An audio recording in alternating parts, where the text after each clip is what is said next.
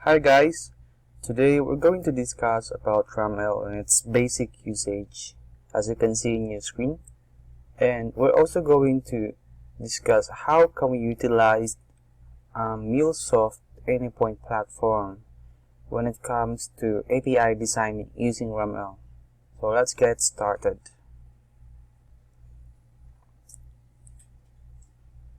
So first off, let's discuss what is RAML actually. So by the way, RAML, it is actually a language used for documentation, and what it is trying to document, of course, it is the REST API. Aside from RAML, we are also going to use Anypoint platform design center. So we use this so that we could design our API using RAML.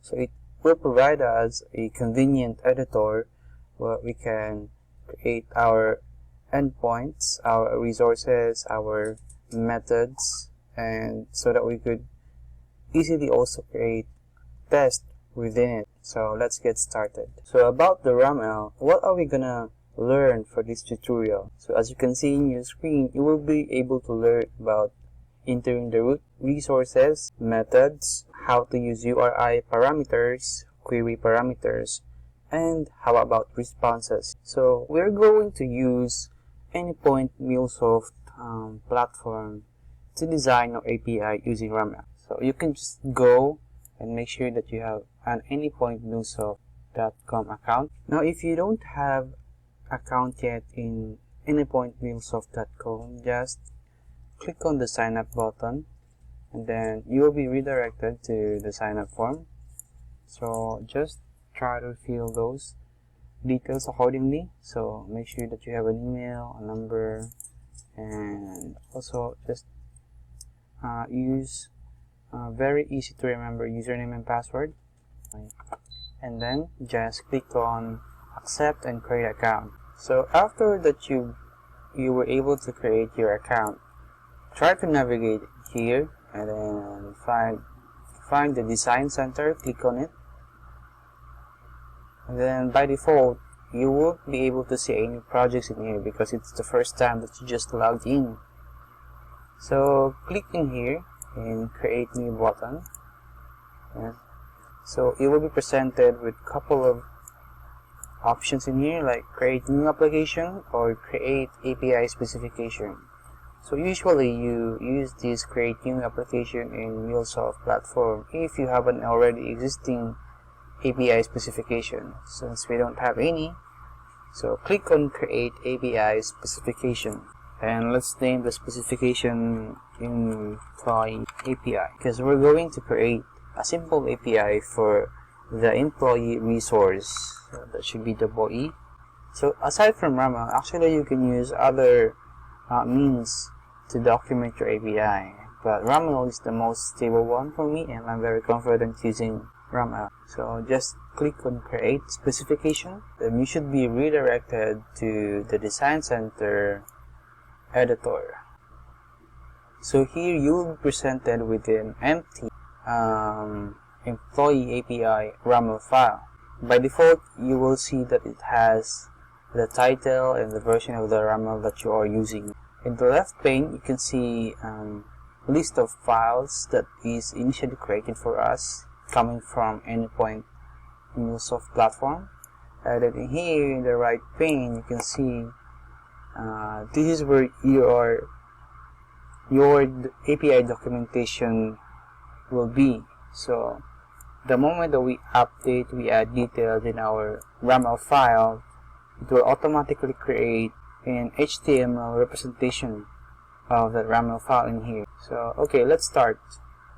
Since this is all about employee, remember that when it comes to REST, we have to define our resources, correct? Because REST is about resources. So what is our resource is employee. So let's type employee. And what is the sub resource of the employee? Of course, a specific employee. And how are we going to do that? We're going to use Uri Parameter. in RAML, for you to be able to define a Uri parameter, you just have to do it this way. So open close bracket, curly bracket, and then in between that just type the word ID, specifying that you want to get a specific employee given that ID. Okay, so now we were able to define the employee resource. The next thing that we want to define is the methods, correct? So for our root resource employee, usually since it's a collection of resources, so we just wanted to use get method, and then we wanted to define of course the display name. So get all employee, and then let's try to create what kind of response for this employee resource using get method. So responses, type in the 200. So we're basically telling RAML that this is the response that I want to return to my client if the status code is 200, right? So of course we need to also define the body and what is the MIME type of our response, application JSON.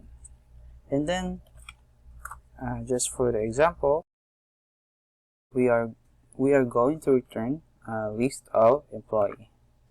So I already have my template for that, so I will return 2 employees for now.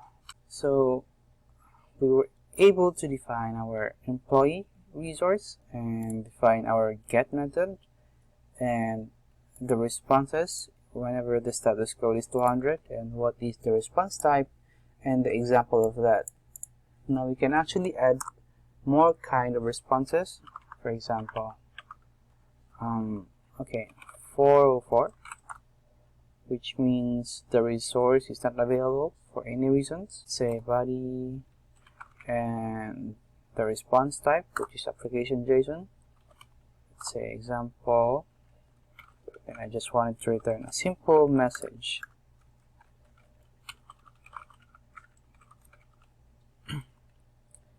Employees are not available for some reasons.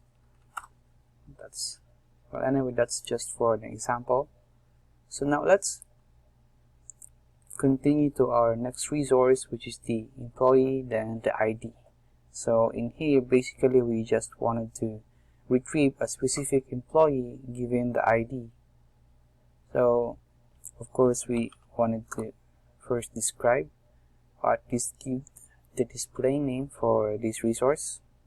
So get employee by ID, and then of course the next is the method, right? So we define our resource, which is this one, ID, and the next one should be the method. For example, get display, yes, and this display should be in here. Actually, that was wrong, so now that is correct. After we get we define our responses whenever the status code is 200. I wanted to define my body and the response type is application JSON, and let's create an example for that. So I just wanted to copy one entry from my first example. So now I have my sample for the resource ID. So whenever the resource is not available, for example, I'm trying to retrieve an employee for a specific ID that does not exist, which practically means the status code is 404. Now we need to define another response type for 404 status code. Define our body, application JSON, and let's give an example for that, and maybe just send off a simple error message. employee not found. Right? So okay, I think that's enough for the get method. What are the other methods that we could use for our resource ID? Now, some of the common methods that we could use is put. So let's use put. So basically, it is going to replace an existing resource in the database, for example. So we're going to define our display name. So just update Uri employee.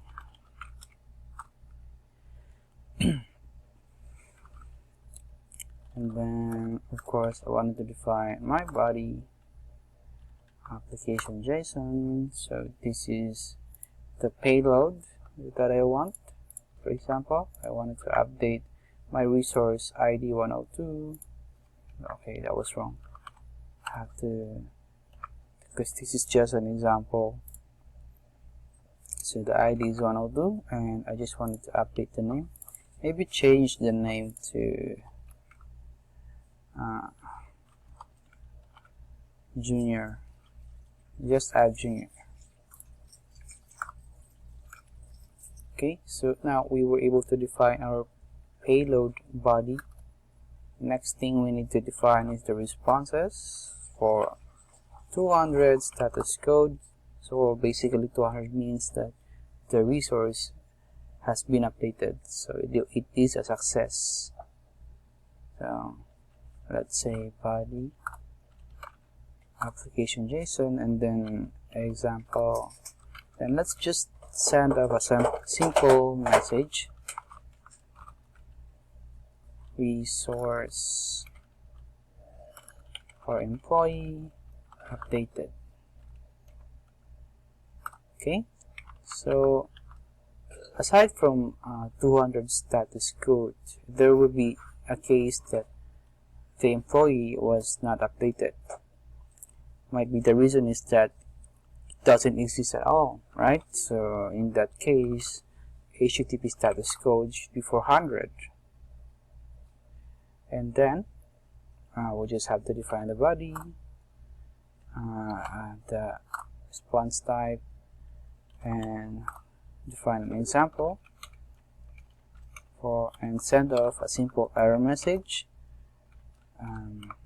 that the employee not found. Alright, so we were able to define our put method for our ID resource. What are the other method that we could actually use for our ID method, right? So we were able to define the get method, the put method, and okay, so I think that's all for our resource ID. So we should be able to get the resource using the ID, update the resource using the put method. Now we also wanted to add a new employee, right? So where should we put that? So we can actually just add another method in our root resource employee. So aside from get, let's add post. Let's write post, and of course the display name, add new employee, and then response. Of course we need to define the payload of the request, right? So body application J example. I will add a new employee 105. So this is Mark Anthony Ortiz.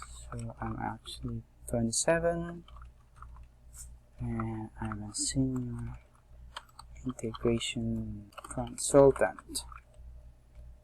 Okay, so that is the payload for our post request. Now we need to define our responses for that request, right?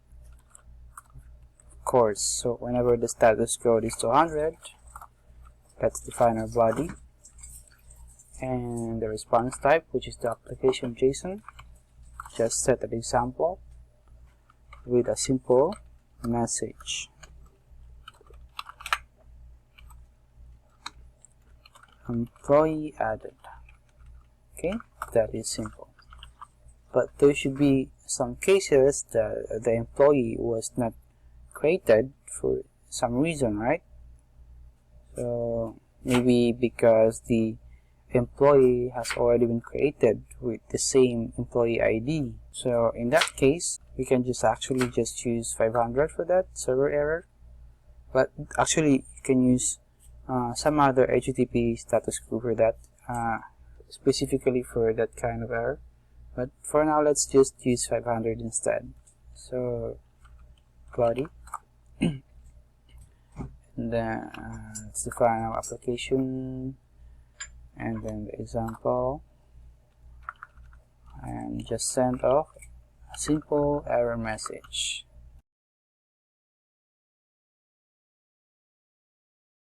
Okay, right. So now we were able to design our simple employee resource. So this is our RAML, and I'm gonna show you here in my in my right pane.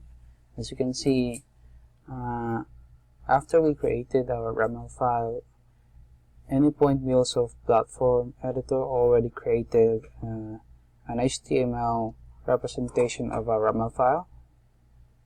So let's just enlarge that. As you can see, we have resources like the employee and employee ID, and it also describes what are the methods available for that resource. So okay, let's try to get all of the employees, right? So let's try it. We weren't able to enable, so let's just toggle that, and then okay. So after toggling the button, the Anypoint Mulesoft platform already created mock endpoint available readily for us so that we could test our endpoint. So that is actually very convenient. So okay, let's send. So this is okay. Let's go back to our RAML. So what happened after we enabled the mocking service? So the Mulesoft platform added a new entry in our RAML file, which is the base URI. So this is the endpoint where our test mock service was created. So we can use this endpoint to request resources like employee and the employee ID. So now let's get back to our mocking service pane in our leftmost window. Sorry, in the rightmost window.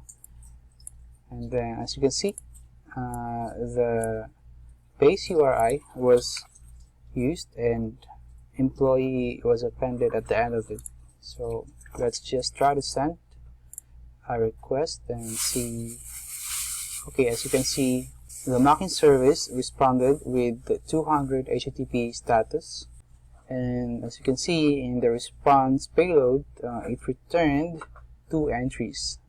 Now you might ask where these entries came from. So let's go back to our RAML file. So this is where it came from, as you can see.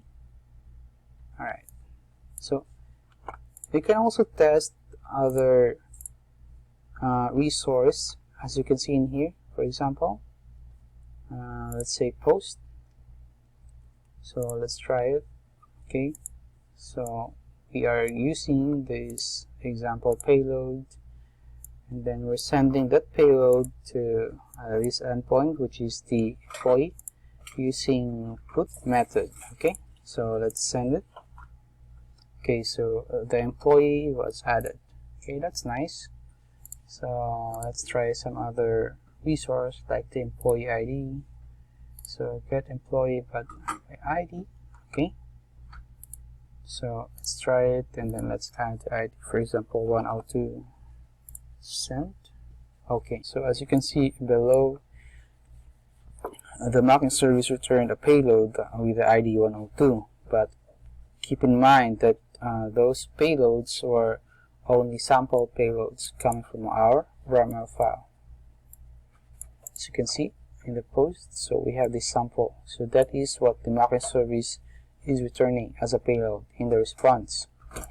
So same thing goes for the other resource. If you wanted to try sample input, you can do the same. So I think that's all for our tutorial for today. We were able to discuss how to use basic RAML, right? So how to use the root add resource, inter methods, use URI parameters. Oh, and we actually forgot the query parameter. So let's just go back here and let's try to add a query parameter. Right. So one of the common use case for that is here. So maybe we want to filter out our employee collection, for example, by age, or maybe by name. Okay, I think that should work as well. So earlier we were able to add URI parameters, right? So as you can see here, as simple as this, you were able to implement UI parameter in your RAML file. So now how about query parameters? So query parameters is pretty simple actually. So we just have to go to that specific method, which is of course the get method, and then here just add query parameters, and you need to define what are the query parameters you are expecting. For example, row, and then define the type of the query parameter. So usually it's basically just string, for example. So this is how simple it is to implement the query parameter in the RAML file.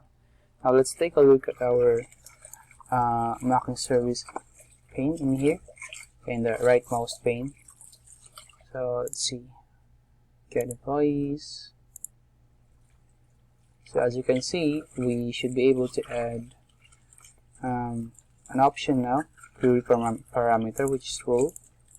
So let's try to add, let's try it, Java developer. Okay, and then let's send it.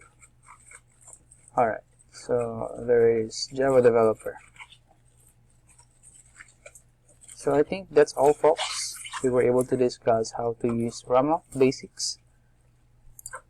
We were able to enter the root, use resources like books. In our case, it's employee and the ID. We were able to define our methods. Our case, it's get, post, and we were also able to use put. But also there are other HTTP methods, as you already know. And we were able to implement URI parameters and query parameters. So just to remind you, this is the URI parameter, and to define a query parameter, you need to go to your specific method and then add a field and define the list of query parameters you were expecting. Of course, if you want to implicitly tell RAML that those parameters are required, just remove the question mark. Otherwise, add question mark to make it optional. And we're also able to add responses, right? So as you can see here in the responses, to define a response, you need to also, for a specific HTTP status code, for example 200, you need to define the body, the response type, and give an example of the response, for example like this one. Same goes to other HTTP status code like 404. Okay, that's all. Thank you so much for watching my video.